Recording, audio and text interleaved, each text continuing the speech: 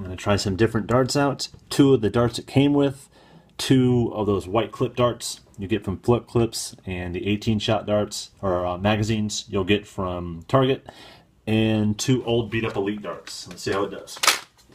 Alright, Elite dart, 73, 70, clip darts, 77, 77, I'll use the darts it came with,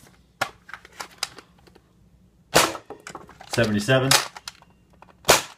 75, 78. So yeah, I'm liking this guy. So what do I think of my experience of modding a blaster for the first time, kind of opening it up? I did have some experience by seeing someone having opened this, so I saw that it looked similar to other blasters. That's why I keep mentioning the strong arm before I even opened it. So outside of that, it was the first time I cracked it open. I made some mistakes, as I've shown you. But honestly, really effective blaster. The fact the handle is different from the rest of the shell makes it great, is going to make it great for painting. 6 shots to the 5 for the basic hammer shot.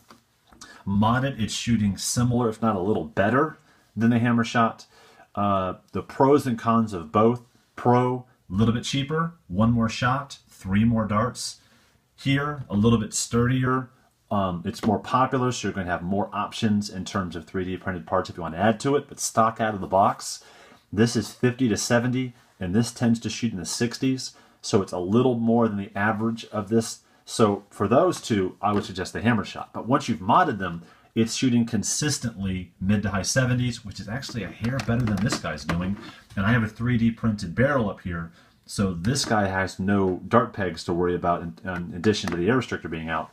I cut the dart pegs out of this, air restrictor, so both of them have their stock springs, and it's still shooting a little bit better. The one negative I get for both of these is this is harder for me to prime because my hands stink. I've already talked about that after chemotherapy. So I have a hard time priming this on the fly when I'm in a hurry. It takes some practice for me to make sure it's down and shoot it. This would make it much easier to shoot unless I have 2 of these. Now if I'm just using this for a backup, I would go with this. Here's the only reason why you want to think twice about it. In priming this, the first 2 or 3 shots, no problem.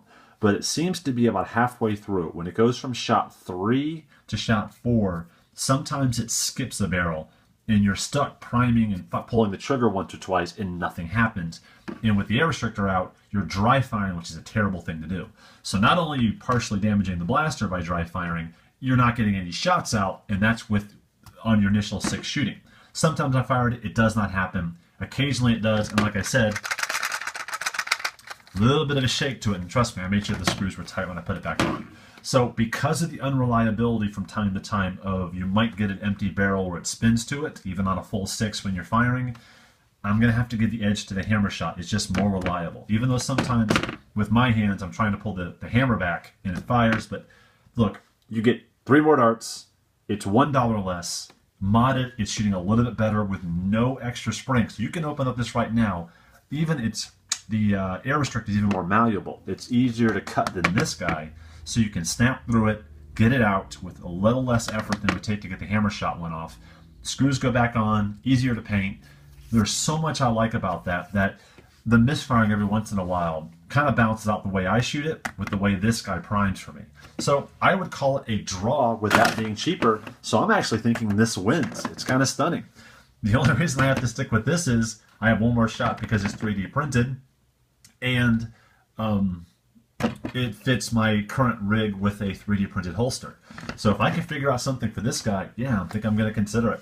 But hope you guys enjoyed the video, showed my mistakes and me opening up a blaster for the first time. Maybe you haven't seen it. And if you can't get to a Walmart or a Target and think you can get these blasters, or if you don't want to go on Amazon, this guy costs $10.50 there.